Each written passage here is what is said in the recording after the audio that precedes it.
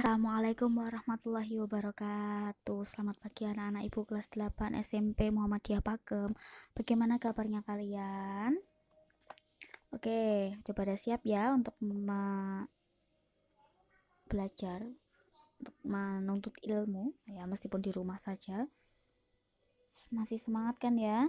Ayo cari posisi yang enak, melek dulu.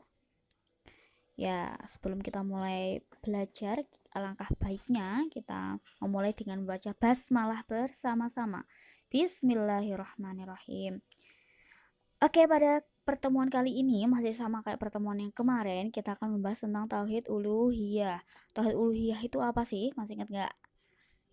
Ya, kalau lupa ya, saya ingatkan kembali, tauhid uluhiyah ini pada dasarnya itu adalah mengesahkan Allah dalam hal ibadah. Dah itu aja. Kalian ingat tiket poin tauhid uluhiyah itu mengesahkan Allah dalam hal ibadah. Dah gitu. Oke. Pada pertemuan kali ini kita akan membahas tentang dalil nakli tentang tauhid uluhiyah. Di sini saya tuliskan ada dua ya. Dalil nakli itu apa kemarin coba? Dalil yang berdasarkan dari Al-Quran dan juga Al-Sunnah atau Al-Hadis. Pertama, ada di dalam Al-Quran surat Al-Fatihah ayat 5. Sudah pada hafal semua ya, ini otomatis ya. Saya bacakan. A'udzubillahi minasyaitonirrajim. Bismillahirrahmanirrahim. Iyyaka na'budu wa iyyaka nasta'in. Hanya Engkaulah yang kami sembah dan hanya kepada Engkaulah kami meminta pertolongan. Dalam ayat ini ada gambaran ya bahwa di dunia ini hanya Allah yang berhak untuk kita sembah dan mintai pertolongan. Menyembah itu apa? Menyembah berarti kita beribadah kepada Allah. Contohnya apa nih? Kayak apa sih bentuk ibadah itu? Ya, bentuk ibadah itu ada sholat, puasa, sedekah. Bahkan yang paling gampang itu senyum. Tapi senyumnya juga harus diniatkan untuk Allah agar bernilai ibadah. Kemudian yang kedua ada dalam Al-Quran surat Al-Baqarah ayat 21. A'udzubillahi minasyaitonirrajim. Bismillahirrahmanirrahim. Ya ayyuhan nasu ubudu rabbakumul ladzi khalaqakum wal ladzina min qablikum la'allakum tattaqun. Hai manusia, sembahlah Tuhanmu yang telah menciptakanmu dan orang-orang sebelummu agar kamu bertakwa. Nah, di dalam ayat ini ya ada penjelasan kenapa sih kita harus memiliki tauhid uluhiyah. Nah, yang pertama ini karena apa? Karena Allah telah menciptakan kita di dunia ini ya pertama. Dan kemudian yang kedua apa? Karena agar kita mendapatkan predikat orang yang bertakwa di sisi Allah Subhanahu wa taala. Oke, selanjutnya saya akan bahas tentang perilaku apa saja sih yang mencerminkan tauhid uluhiyah.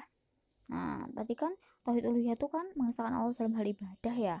Nah, otomatis contohnya juga ya ibadah yang kita lakukan semata-mata untuk Allah, bukan untuk yang lain, karena sudah dijelaskan di dalam Al-Quran surat Az-Zariyat, wa ma khalaqatul jinna wal insa illa liya'budun, dan aku Allah tidak menciptakan jin dan manusia melainkan supaya mereka mengabdi beribadah kepadaku. Jadi contohnya apa nih?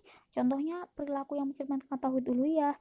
Yang pertama, yang pasti mengerjakan sholat dengan penuh ketundukan dan juga khusyuk ya.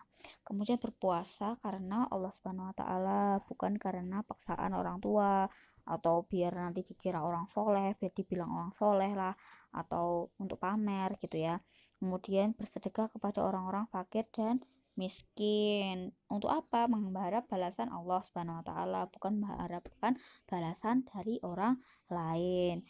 Kemudian apalagi?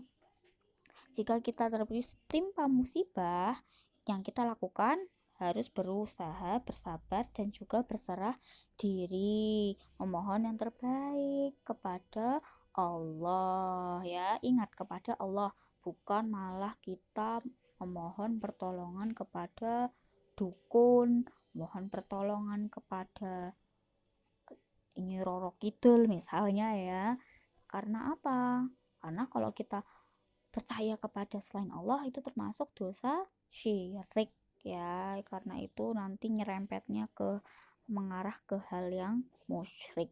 Kemudian yang paling gampang ya untuk kalian amalkan dalam kehidupan sehari-hari, Ini kalian kan sebagai seorang siswa ya, kalian tidak tergantung kepada jawaban teman jika ada ulangan maupun ada tugas dari guru. Jadi kerjakanlah sungguh-sungguh tanpa contekan dan dengan usaha sendiri.